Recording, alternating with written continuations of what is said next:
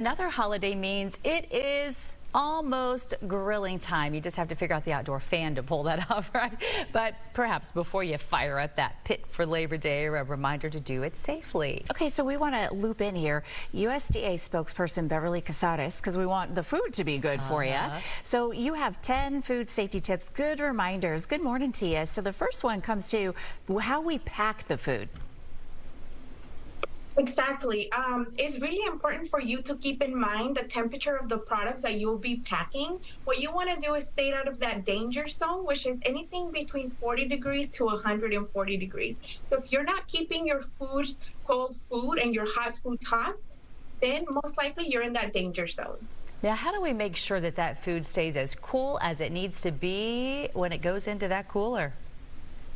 Of course, one of the most important steps you can take is take frozen foods. That way they remain cool for a longer period of time. Make sure that you have an insulated cooler where you will be placing this food with some ice. That way it lasts longer. You want to make sure you keep that lid closed as much as you can. That way you don't lose that temperature. Well, and what about raw food? Yes, make sure you keep a separation between the foods that are ready to eat, like fruits, vegetables, from those that are raw. That way you can avoid cross-contamination and avoid getting sick. Well, some of our viewers may say, you know what, I'm going to hit the road, maybe take a long road trip. What is your suggestion for people who are doing that, just to make sure that your food stays safe the entire time?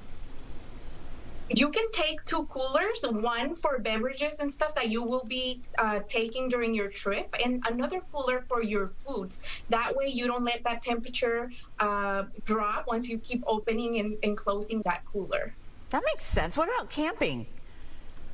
Yes, during camping, if you're gonna take a few days, make sure you take enough ice. Make sure you have a food thermometer in there that will measure that temperature to make sure your food stays safe. But if you're gonna just be out there for way too long, maybe you can take some perishable, some shelf-stable foods that will last longer, and that way you don't have to worry about the safety. Well, if there's anything that we've learned about safety in the last few years, it's how important it is to keep our hands clean.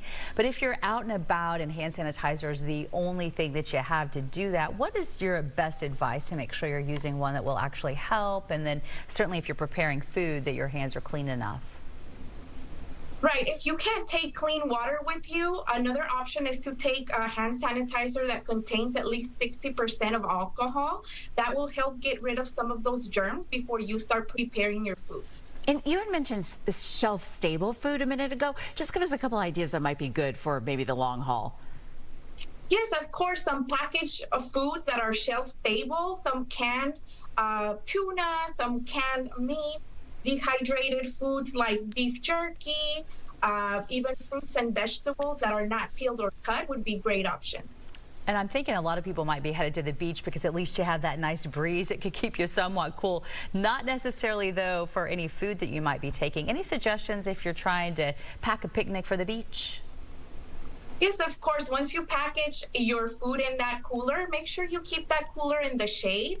You can bury it a little bit in the sand to keep it cooler, and just keep that lid closed as much as possible. But if you're going to cook some food, make sure you remember the 2-hour rule. If you have your food out there, your food will only stay safe for 2 hours, or only 1 hour if you live in a zone where it's going to be over 90 degrees.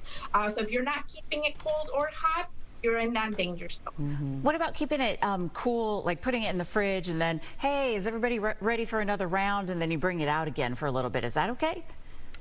Yes, that's absolutely perfect. As long as you put it in your fridge 2 hours, that 2 hours don't pass, the food will remain safe.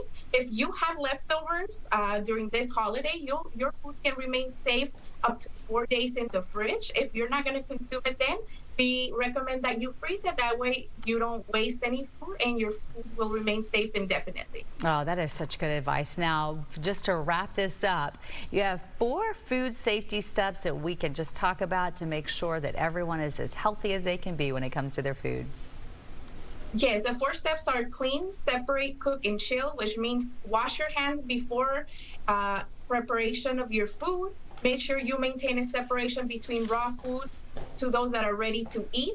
Make sure you always use a food thermometer to measure the internal temperatures of the products that you're cooking. And remember the 2-hour rule. Don't leave your food out for longer than 2 hours. So Beverly, for someone who was furiously taking notes and they might have missed some of this info, do you have it at the USDA website? Of course, we have a webpage called foodsafety.gov where you can find more information, or you can also give us a call at 888-674-6854. We're open Monday through Friday from 10 to 6 p.m. Eastern Time. We can answer all your food safety questions. My goodness, Beverly, you're just a wealth of information. Thank you for taking time to help us out. Hopefully all of our viewers will stay super safe and healthy with all your tips. Have a good one. You too. Bye-bye.